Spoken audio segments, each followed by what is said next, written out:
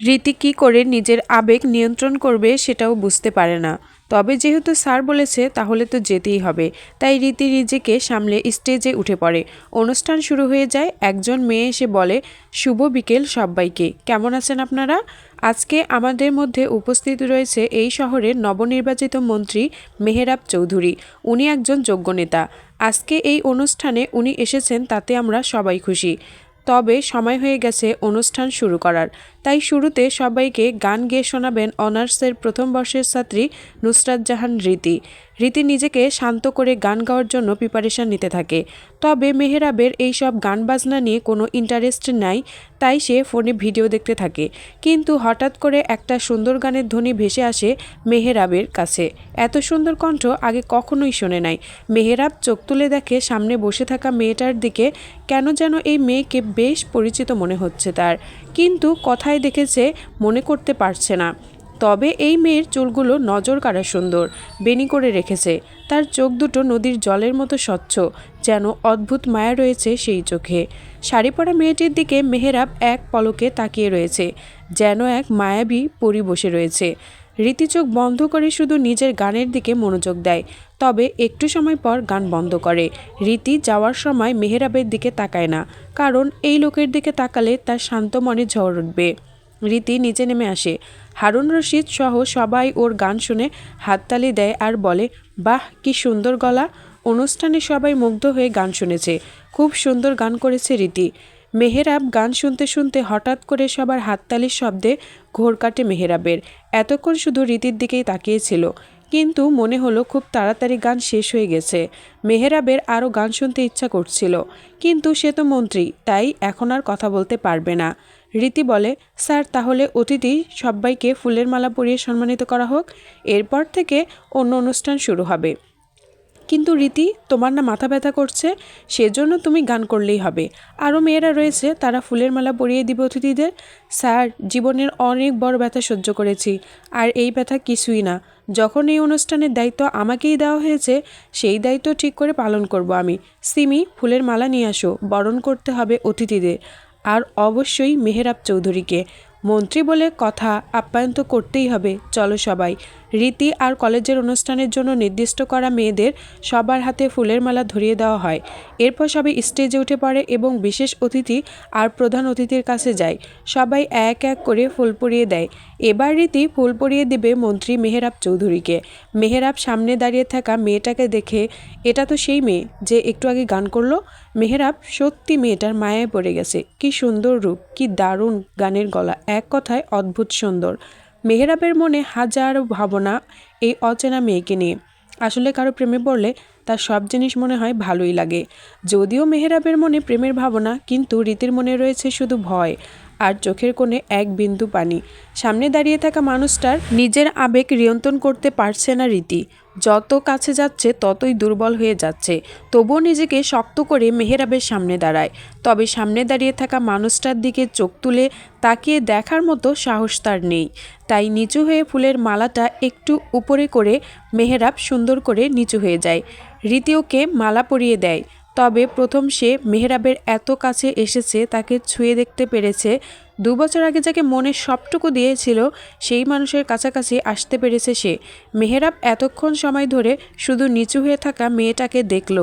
খুব ইচ্ছে করছিল মেয়েটা তার দিকে যেন তাকায়, কিন্তু মেহেরাবের দিকে একবারও তাকালো না রীতি। সে চুপচাপ মালা পরিয়ে নিচে চলে আসে। অনুষ্ঠানের বক্তা বলে, অনুষ্ঠানে আমন্ত্রণ করা সকলকে কলেজের ছাত্রীরা ফুলের মালা পরিয়ে দিয়ে তাদের বরণ করেছে। এখন অনুষ্ঠানে নৃত্য পরিবেশন করবে অনার্সের প্রথম বর্ষের মেয়েরা। রীতি স্টেজ থেকে নেমে আসার পর একটা লম্বা শ্বাস নেয়। মনে হচ্ছে জীবনের সবচেয়ে বড় যুদ্ধ লড়ে এসেছে আজকে সে। রীতি একটু দূরে সরে আসে সবার মধ্যখান থেকে। নিজের ফোন বের করে দেখে ওর আব্বু কল দিয়েছে 2টা। মনে হয় অনেক লোকজনের আওয়াজ আর মাইকের শব্দে কলের রিং শোনা যায়নি। রীতি ফোন দেয়, হ্যালো আব্বু, ফোন করেছিলে কেন? রীতির আব্বু জামশেদ খান। জামশেদ খানের একমাত্র মেয়ে রীতি। তবে একটা বড় বোনও রয়েছে, ইতি। বিয়ে হয়ে গেছে, একটা বাচ্চাও রয়েছে। রীতি অনেক সময় ধরে অনুষ্ঠানে গিয়েছে আর অন্ধকার হয়ে যাচ্ছে, তাই ফোন দিয়ে বলে, রীতি তুমি অনুষ্ঠান থেকে কখন আসবে? রাত হয়ে যাচ্ছে, আমরা এই শহরে নতুন, তাই তুমি রাত হয়ে গেলে রাস্তা চিনবে না, তাই তাড়াতাড়ি চলে আসো। রীতি নিজের আব্বুর কথা বুঝতে পারে, সত্যি রাত হয়ে যাচ্ছে, এই শহরের রাস্তায় এতটা ভালো করে সে চেনে না। রীতি একটু স্টেজের দিকে তাকিয়ে মেহরাবকে দেখে, এরপর মনে মনে বলে, এই অনুষ্ঠানে থাকার আর কোনো ইচ্ছা নেই আমার। নিজের প্রিয় মানুষের অভিনয় সহ্য করতে পারবো না। মন্ত্রী সাহেব, আপনার কাছে এই রীতি শুধু অতিথি হয়ে থাকবে, কিন্তু বাস্তবে তাকে আপনি চেনেন না। হয়তো আমার কথা আপনার মনে নেই, সেই 2 বছর আগে যার জন্য কবুল বলেছিলেন সেই মানুষের কথা ভুলে গেছেন আপনি। কিন্তু আমি এখনও মনে মনে শুধু আপনাকেই নিজের স্বামী হিসেবে মেনে গেলাম। এই 2 বছর আপনার অপেক্ষাই করে থেকে গেলাম। রীতি হারুন রশিদ স্যারের কাছে যায় আর বলে, স্যার, যদিও আমি ঠিক করেছিলাম পুরো অনুষ্ঠানের দায়িত্ব যখন নিয়েছি তখন সেটা সুন্দর করে শেষ করব, কিন্তু মাথাটা আবার ব্যথা করছে আর আব্বু ফোন করে যেতে বলেছে। রাত হয়ে যাচ্ছে, তাই চিন্তা করবে। স্যার, আমাকে মাফ করে দিন, কিন্তু আমাকে যেতেই হবে স্যার আজকে। ঠিক আছে রীতি, তুমি যখন অসুস্থ আর জামশেদ আমার আত্মীয়, তাই তোমাকে যেতে দিলাম। তবে সত্যি তুমি দারুণ গান করেছো, সবাই অনেক প্রশংসা করেছে। ধন্যবাদ স্যার, তাহলে আজকে আমি আসি, আর কোনো সমস্যা হলে বলবেন, সিমিকে সব বুঝিয়ে দেব আমি। তাহলে আসি স্যার।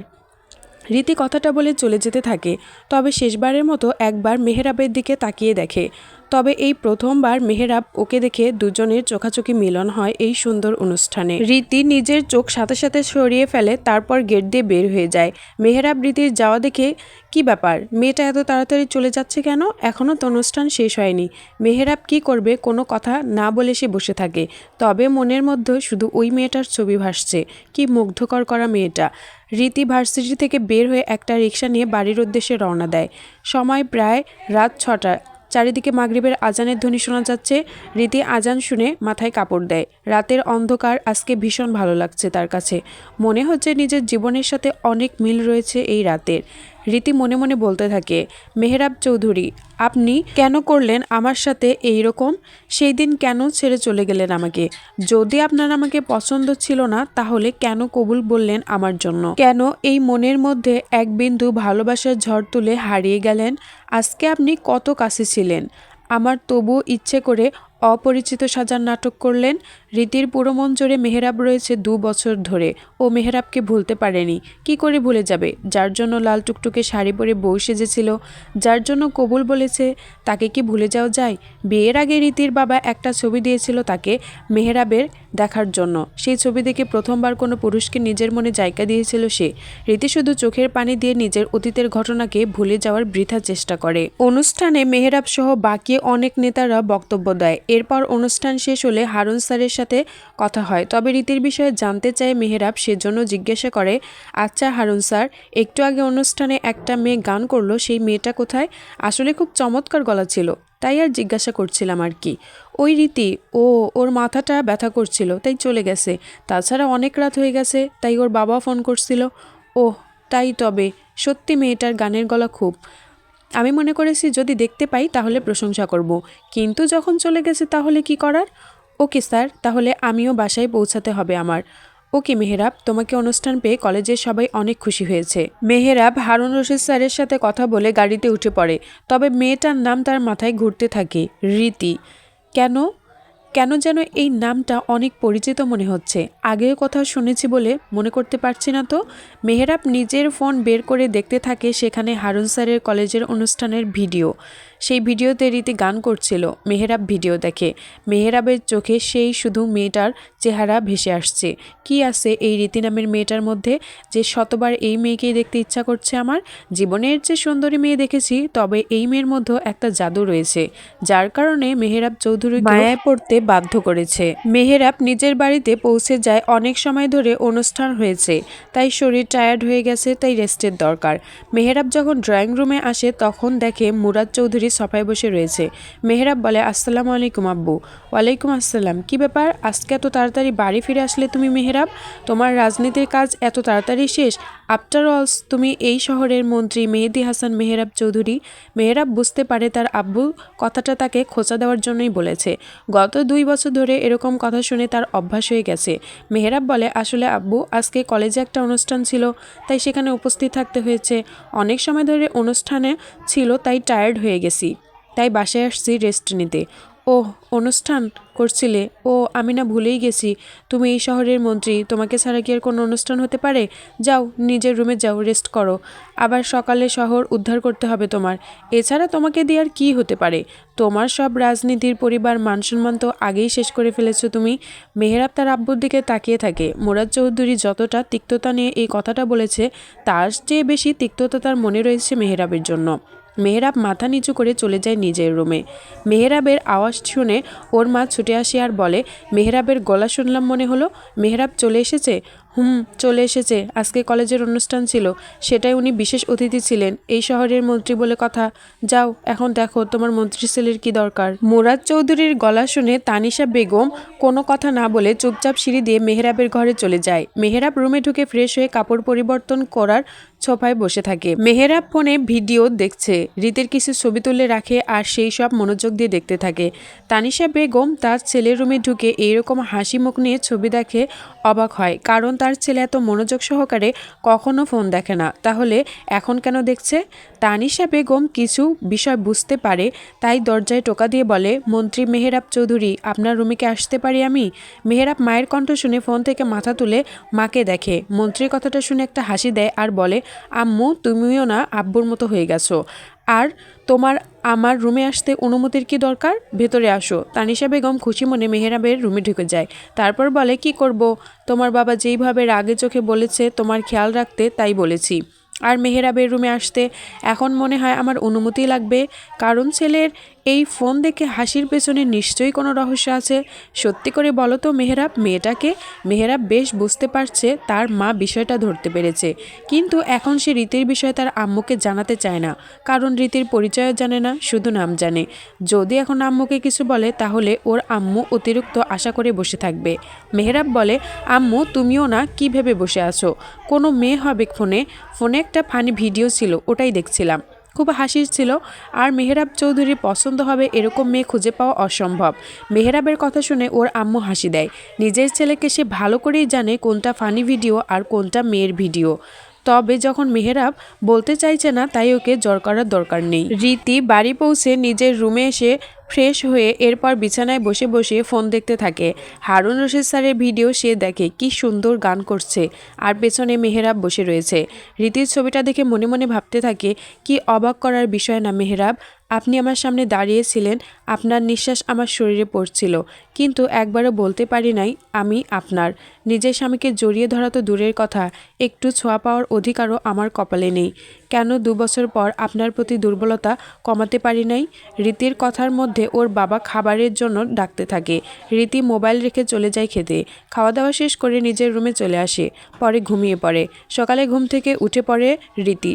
সবসময় সকাল সকাল ঘুম থেকে ওঠে। রীতি ঘুম থেকে ফ্রেশ হয়ে ওর আম্মুর কাছে যায়, সেখানে ইতি রান্না করতে থাকে। ইতি হলো রীতির বোন। আপু, আজকে আমাকে খুব তাড়াতাড়ি কলেজে যেতে হবে, একটা ক্লাস রয়েছে, সেটা করতে হবে। আর দুলাভাই কবে আসবে? আরে, তোর দুলাভাই তো চলে আসবে খুব তাড়াতাড়ি। রীতির কথা শুনে ওর মায়ের কালকে বলা ওর বাবার কথা মনে পড়ে। রীতির মা বলে, রীতি আজকে কলেজ থেকে তাড়াতাড়ি চলে আসবে, কাজ রয়েছে। রীতি একটু অবাক হয়, কি এমন কাজ রয়েছে যার জন্য আম্মু তাকে তাড়াতাড়ি আসতে বলে?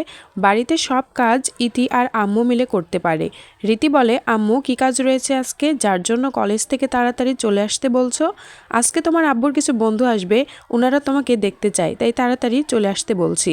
রীতি তেমন একটা কথা বাড়ায় না, সে শুধু হুম বলে চলে যায়। আজকে কলেজ বন্ধ থাকার কথা ছিল, কিন্তু পরে হারুন রশিদ স্যার খেলা দেয় আর রীতির আজকে প্রাইভেটও আছে, তাই যেতেই হবে। রীতি কলেজে পৌঁছে যায়, কিন্তু এখনও কলেজ শুরু হয় নাই, তাই বাহিরে বটতলায় বসে বন্ধুদের সাথে আড্ডা দিতে থাকে। তখন হারুন রশিদ স্যার ওকে ডাক দেয়, রীতি, দেখে যাও একটু। রীতি কারো ডাক শুনে পেছন ফিরে দেখে হারুন রশিদ ডাকছে।